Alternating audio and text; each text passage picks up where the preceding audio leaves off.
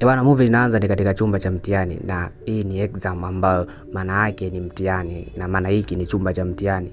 Na huu mtihani sio mtihani ile ya kawaida ya kusema sijui shule ya msingi, hapana. Hii ni kama interview ya kuomba kazi, na hapa ndipo watu wadau ambao wamekuja kuomba kazi wameanza kuingia katika chumba cha mtihani chenyewe kwa ajili ya kuanza kujiandaa kufanya nini, kufanya huo mtihani. Basi hapa watu wakawa wanaingia, wanachagua madawati ya kukaa, kila mtu anachagua dawati lake anakaa, wakiwa wanaendelea kusubiri huo mtihani unaanza saa ngapi. Watu wakawa wanashangaana pale, hawaelewi hili wala lile, kila mtu katulia katika benchi lake anaangalia tu kwamba ni candidate 1, kuna candidate 2 mpaka candidate 7. Sasa jamaa mjanja akawa anatajibu kuchangulia, lakini kuna kamera zinamwangalia. Alipokuja kugundua bana, ikabidi aache ujanja atulie. Ghafla mlinzi akawa ameingia, ametulia hapa. Watu wakawa wanatamaki tu ile watu wasikilizie kinachofuata ni nini. Hawajakaa sawa, akawa ameingia sasa kiongozi ambaye ndo amekuja kutoa intro ya mtihani unaendaje. Jamaa akajitambulisha pale, mimi ndo nimekuja kutoa maelekezo ya huu mtihani. Na huu mtihani unakuwa na sheria zake, na ningeomba katika hichi chumba nisikilizwe kwa makini, kwa sababu nikiongea sitarudia tena. Sema kuna sheria ya kwanza, uruhusiwi kuandika chochote katika hiyo karatasi yako, na sheria ya pili, uruhusiwi kuongea na uongozi wowote ule.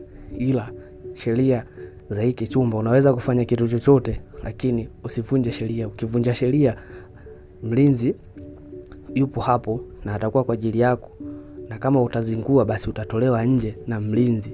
Kwa hiyo hii ni moja kati ya kazi ambayo itawafanya mpate kazi ambapo mtapasi katika huu mtihani. Na mkifanikiwa kunisikiliza vizuri na kufuata sheria, basi mtapasi, na kila atakayezingua katika huu mtihani basi atatolewa nje na mlinzi, na hakutakuwa na chance yoyote ya kusaidiwa. Na jamaa akawa amemaliza pale, akauliza mwenye swali, basi wote wakabaki na mshangaa tu, watu hawaelewi. Akasema basi ni vizuri, na akaenda kwenye stopwatch ambayo hii akaminya na kuiwasha kwamba muda uanze, na muda ni dakika 80. Basi akawaambia muanze, na jamaa akatoka nje kaondoka.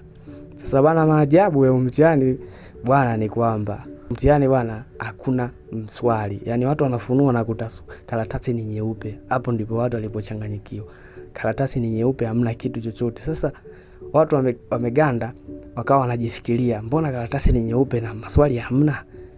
Ipi, yani hapa kitu gani kinaendelea hapa? Jamaa akabaki anacheka tu. Yani wote wanatamaki, kila mtu anatamaki, mbona swali hamna? Watu wakiwa wanajiuliza hili wala lile, na muda unazidi kwenda, watu hawaelewi. Sasa kuna huyu mwanadada candidate 2 akaamua kujiongeza, akawa anaandika CV yake katika karatasi. Kamera ikamuona bwana, akawa ameshavunja sheria, akatolewa nje na mlinzi. Maana sheria inasema